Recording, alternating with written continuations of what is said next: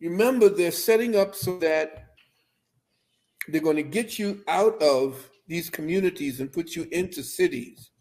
They're doing it in China right now. They're going to get you into these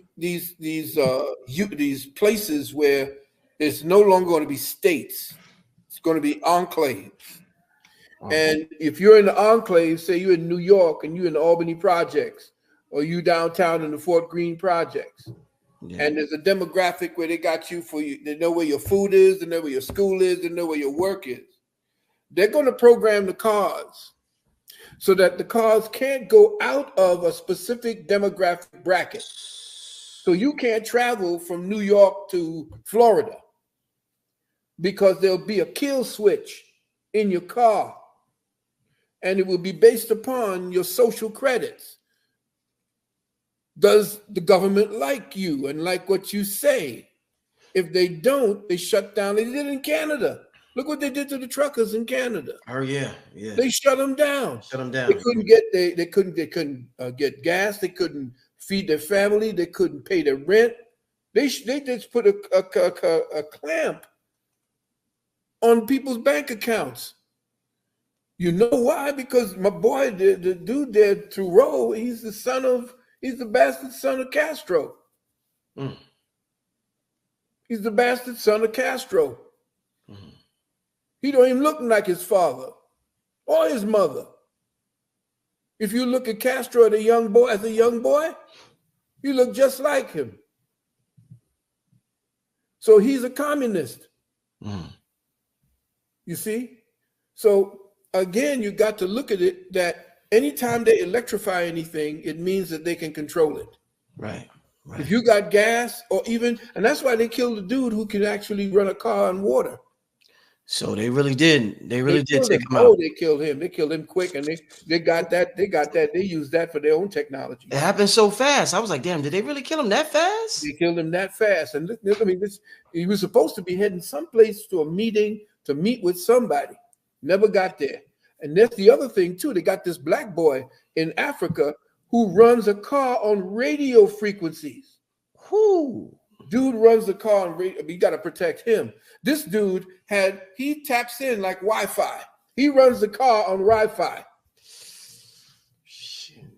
You see, there's free energy everywhere. Dr. Gabriel Oyibo told us everything in the air.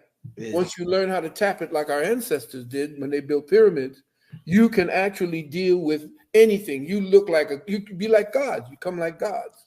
Doc, I don't know if I ever asked you. Speaking of Dr. Oyibo, I never asked you your opinion on Nikola Tesla. Was he the real deal? He's the real deal. Yes. Okay. Yes. I mean, they had to get rid of him. The guy, the Scherf, George Scherf, and Hitler's previous bodyguard suffocated Tesla on 40th Street, but he was living there in an apartment on 40th Street, I believe, in Manhattan. And took all of his information. Tesla's information was well known to Trump's father or uncle. You told us that. Yep. He knew all about that. He knew all about the new technologies that were coming out. Why do you think all these technologies is coming out where they can actually send radio waves directly to your brain to make you believe that you're the one that was thinking that thought that they put in your head? They got that technology now. They know how to manipulate. That's why I was saying the manipulation of perception. Everybody got to understand what time it is, what they're getting ready to do. I don't mean to cut you off, but it's very important since Doc said that. The webinar is coming up January 14th. Doc is known well for being banned for saying certain things on social media. We got 2,400 people in here. Countermeasures as well of how to deal with that situation, how to come into understanding that your thoughts belong to you. In fact, I do suggest that you join our university because we get way, way deep into how the technology for understanding how they use metaphysics against us. They call it quantum physics. I call it metaphysics. And metaphysics is the countermeasure to quantum physics. So you don't like the term quantum physics? I don't, but no, quantum essentially is just, that's them stealing the word metaphysics. Okay. You see, quantum physicists want to give a language to something that we give a language to in our university, but Yeah. we don't mess around with it by scribbling all these things on there so that only your people know what the hell's up on that blackboard. What Gotcha. we do is we show you essentially there's a language of the unseen. Yes. You see, but we don't know that language because we don't know how to tap into it. And at the University of Communication Sciences, over the last 45 years, I've been teaching people how they can tap into that particular part of the unseen and give words to it. That's the problem.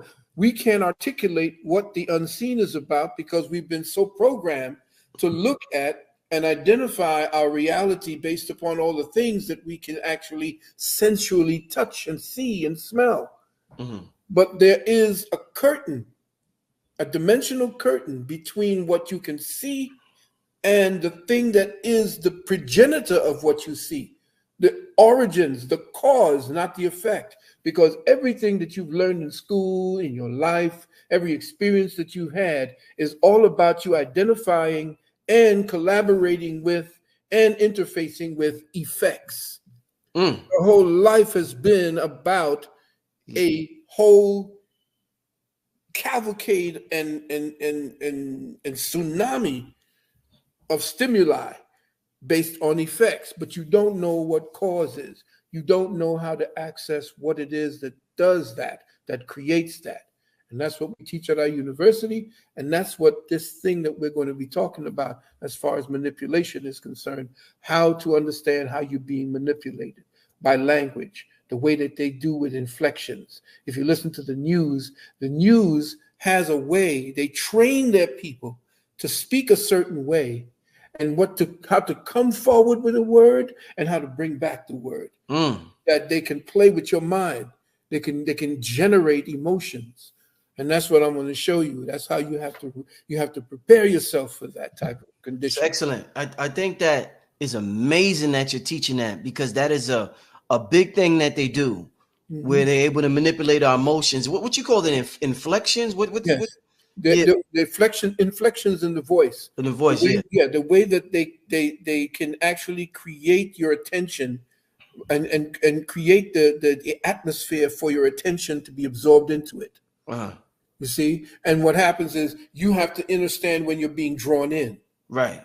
To see what they just did. And that's what I do with my students. Oh, that's gonna be good. Oh man, that's gonna be awesome. Quick question, Doc, since we're talking about consciousness. And I want to ask something about Bill Gates, because something happened that I gotta bring up, but I gotta bring this up before I forget it. I've been talking to a lot of the guests on my channel recently about we've been talking about the subconscious mind and programming it and plant seeds in it. From your study, Doc, what's one of the best ways to plant seeds into your subconscious mind? Because from what I understand and know, our actions throughout the day is the subconscious mind dictating and doing all these actions. And we think we're consciously doing it, but it's subconscious activity that's going on that our program is being played out. So a lot of times we try to change our conscious mind, when meanwhile, it's the subconscious mind that we got to change. So expert like you, Doc, what's one of the best ways to program the subconscious mind, Doc? Well, you have to unprogram the subconscious mind. You don't program it. You have to understand what it does, its purpose, its function. A lot of people try to program something, they don't know what it is. It's like going before a master AI computer and you say, what am I doing? How do I get it to work? Most people don't understand that the barrier between your conscious and subconscious self is the thought process. The thought process is an artifact. It's not real. It's an artifact of the brain conditioning reality for its own comfort. Okay? You create certain thought processes that become the comfort zone within the craziness that you deal with every day. So you fall back on those thoughts and don't understand that when the subconscious mind is speaking to you, it doesn't shout. Your thoughts shout at you. The subconscious whispers. So you're trying to get to the subconscious, and the thoughts that you have brought up to you that have all these emotional signatures attached of anger, hate, jealousy, greed, especially fear. All of that now is the noise between the conscious mind and the subconscious mind. Let's not even talk about the unconscious mind. There's three of them, three levels deep. So the first thing I teach my students before you even want to access the unconscious or the subconscious mind is to start an inventory of your thought process. What is it that you are so enamored by or so in fear of that you have to constantly play it over and over in your brain? Your job, everything that those who don't want you to accelerate or to grow or to ascend out of the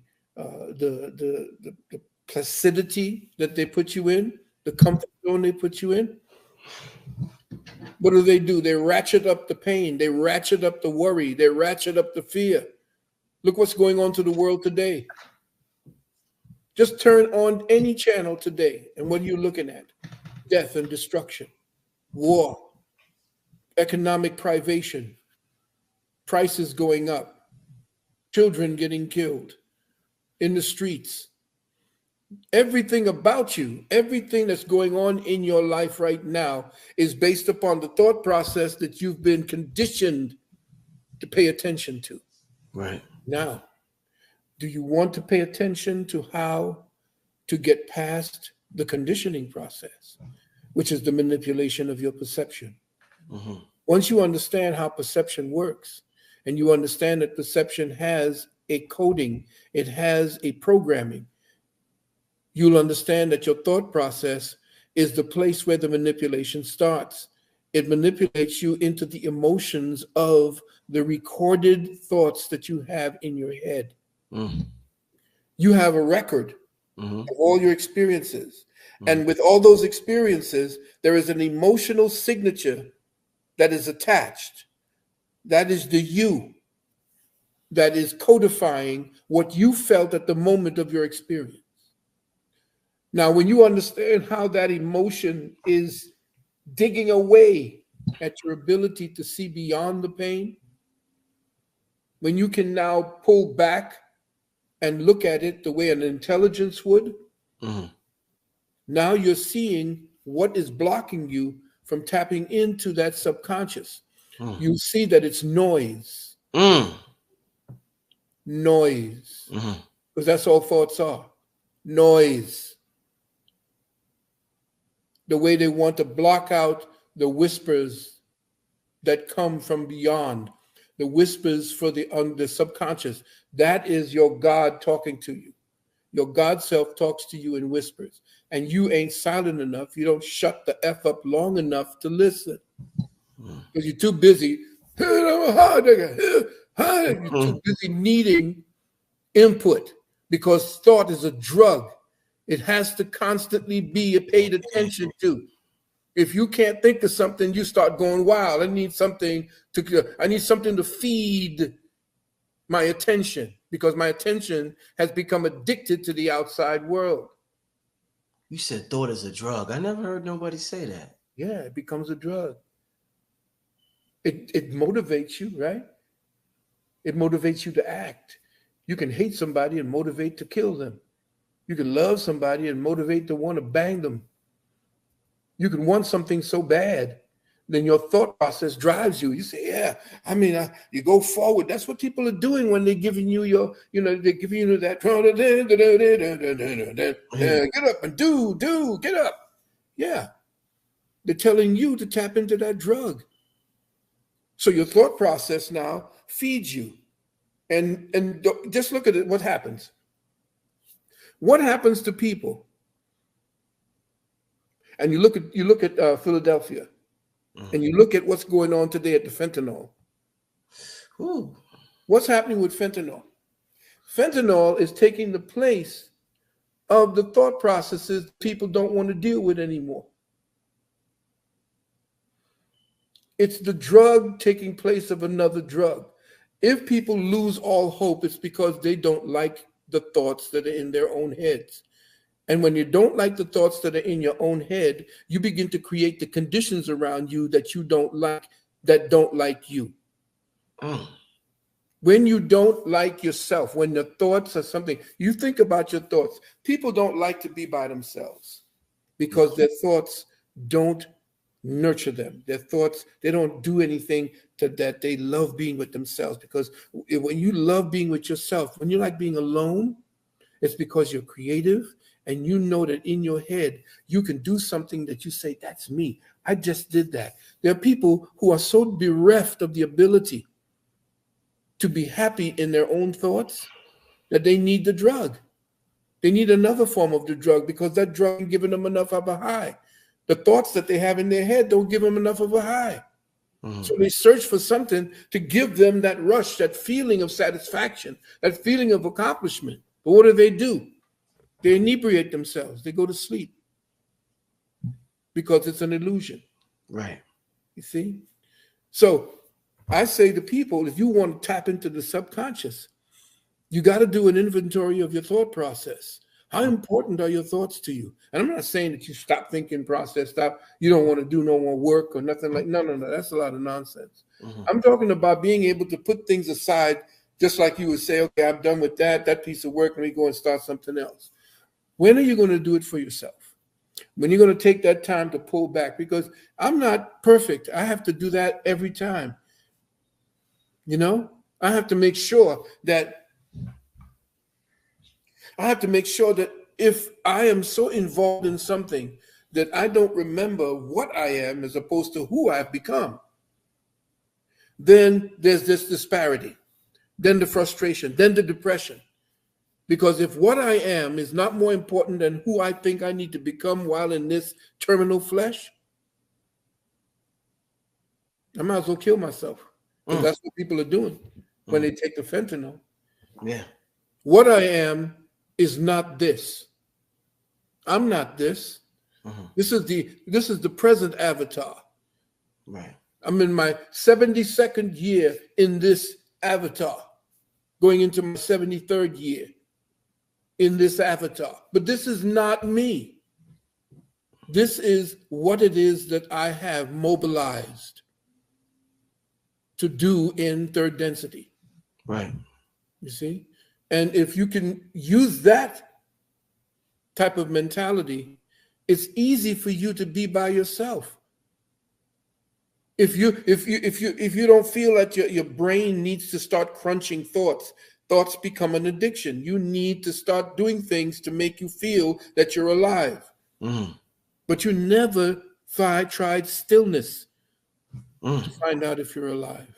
Because it becomes frightening after that. Once you go into a place of quiet where there's no more thoughts and you fall into a void that you've never been in before because of all the noise in your head has kept you from that place. Once you fall in there, it's a frightening experience because there's nothing there. It's like getting into one of those tanks where they take away all of the sensations around you, and you fall into this void, and then there's just you and the infinite. That's frightening because you always need something around you. Okay, it's my desk, or the computer's here. Ooh, I'm talking to Brother Rich. I know I'm alive. Thank you very much. No, try that by yourself. Do that by yourself. That's frightening. It's like you come in by yourself into the world and then you go out by yourself in death. And I've been there. I've been to death. It ain't a big thing. You've had they call them NDEs now, near death experience. You've had one of those. Yeah, I had it. I drowned. Yeah. In Trinidad. And all I remember was that, I heard my grandfather calling, "Where's that boy?" That's what I remember. Where's that boy? Because I didn't get a licking. I was supposed to be out there on the at the sea at the time, swimming in the ocean. Yeah. I didn't like the ocean until my uncle took me hand and threw me into the ocean at Mayaro Bay. And after that, I couldn't come out. It's beautiful. And so after I went down and came back, it was like they get me into a ritual because they were very African where I came from. They put me into a ritual, say I was a special kind of boy. and they gave me a ritual and then told me that I was going to do great things one day. I said, nah. And well, we'll see. We'll see what my history tells me and what the people say that I did, if it was worth any damn thing at all. You know? Doc, I want to touch real quick. I brought up the name Bill Gates. Little, I'm not surprised, but a little upset. A lot of people, for whatever reason, they use apple cider vinegar. Some people use it. People use it for different purposes. Popular brand Bragg's. It's just been announced that Bill Gates purchased it. Got it. So not only that, but there's other companies, like even simple things like there's certain spaghetti sauces that these big corporations are buying out. It's like these small companies who got like somewhat organic products. The big boys is coming and buying them out. So people like, what the hell is up with Bill Gates? What does he want apple cider vinegar for? Because it's a therapeutic. It's a therapeutic. And look at who bought out what is it? Burt's Bees. They bought Burt's Bees out. All of the big corporations, the mega corporations, are not doing it for just the money. They're doing it because they understand that these are medicinal products, and when the time comes and they're going to start putting out the Codex Alimentarius, which is going to dictate what it is you can eat and what it is you can grow, what it is that you can't deny from the state. All of that is getting ready to happen. Everything that you see that they've been doing in movies, that they're supposed to tell you what they're going to do to you so that the karma doesn't come back to them, which is why it's necessary for you to have the courage, like you, to tell the truth, to tell the people what time it is. You have to do that because the spirit, if you go in, you notice the people who get taken out are the ones who cut a deal with these bastards. The ones who essentially go in, if you even take on their platform, and if you go with where it is they go and you sign a contract with them or you do things, and then you want to come out and you want to start telling tales, nah. You speak from where you are, where the people are. You don't go into there, he says, my father used to say, you need to get in there and get them from the inside out. And I'm saying that ain't never worked.